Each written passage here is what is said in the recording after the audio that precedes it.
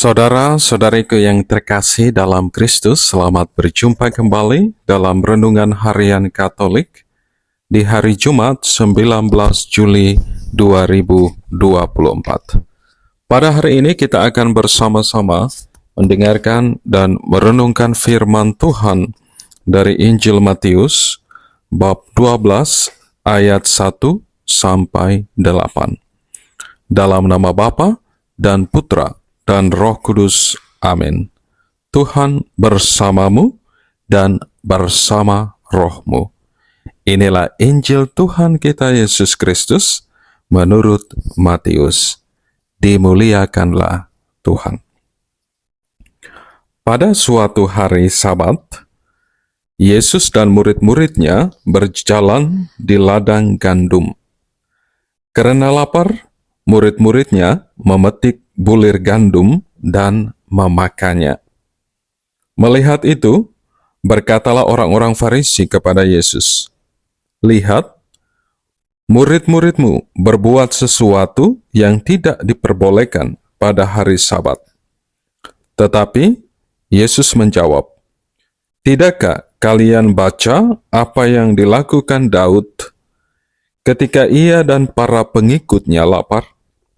Ia masuk ke dalam bait Allah, dan mereka semua makan roti sajian yang tidak boleh dimakan kecuali oleh imam-imam. Atau tidakkah kalian baca dalam kitab Taurat bahwa pada hari-hari Sabat, imam-imam melanggar hukum Sabat di dalam bait Allah, namun tidak bersalah? Aku berkata kepadamu, di sini ada yang melebihi bait Allah. Seandainya kalian memahami maksud sabda ini, yang ku kehendaki ialah belas kasihan dan bukan persembahan. Tentu kalian tidak akan menghukum orang yang tidak bersalah. Sebab Anak Manusia adalah Tuhan atas hari Sabat." Demikianlah Injil Tuhan. Terpujilah Kristus. Saudara-saudariku yang terkasih dalam Kristus, orang-orang Farisi yang mengikuti Yesus tidak semuanya mempunyai intensi untuk sungguh-sungguh mendengarkan sabda dan ajaran Yesus. Tetapi mereka mempergunakan kesempatan itu untuk mencari-cari kesalahan Yesus.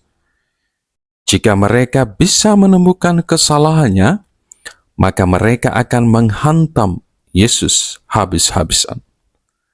Mereka begitu membenci Yesus dan pengikutnya, tetapi mereka tidak sanggup melawan Dia. Kehidupan Yesus dan para muridnya begitu baik, sehingga mereka tidak sanggup menemukan hal-hal yang dapat membuat Yesus dan murid-muridnya dibenci oleh orang banyak. Saudara-saudariku yang terkasih dalam Kristus, perikop Injil yang kita dengar bersama hari ini mengisahkan murid-murid Yesus yang sangat kelaparan. Lalu mereka memetik bulir gandum, kemudian memakannya untuk mengatasi rasa lapar mereka. Tindakan murid-murid Yesus ini ternyata membuat orang-orang Farisi yang mengikuti mereka begitu marah. Yesus dan para murid dianggap melanggar hukum Taurat. Tampaknya orang-orang Farisi selalu merasa diri menjadi kelompok yang paling baik menjalankan hidup keagamaan. Orang-orang Farisi itu menganggap para murid telah melanggar hukum Sabat. Menurut mereka, memetik bulir gandum sama saja dengan bekerja di ladang pada hari Sabat. Saudara-saudariku yang terkasih dalam Kristus. Dalam situasi demikian, Yesus selalu memberikan sebuah pencerahan pelajaran yang berharga, bahwa kadang ada orang yang berpikir bahwa hidup keagamaan itu baik kalau sudah mentaati peraturan dan perintah-perintahnya secara harafiah. Hidup keagamaan akhirnya menjadi begitu kaku dan bisa menjadi kurang manusiawi. Ada orang justru menderita dan terancam kematian karena menjalankan peraturan agama yang tidak tepat. Sedangkan Tuhan sendiri menghendaki belas kasihan, pengampunan, dan keselamatan bagi umat manusia dengan menjalankan dan menghayati perintah-perintahnya.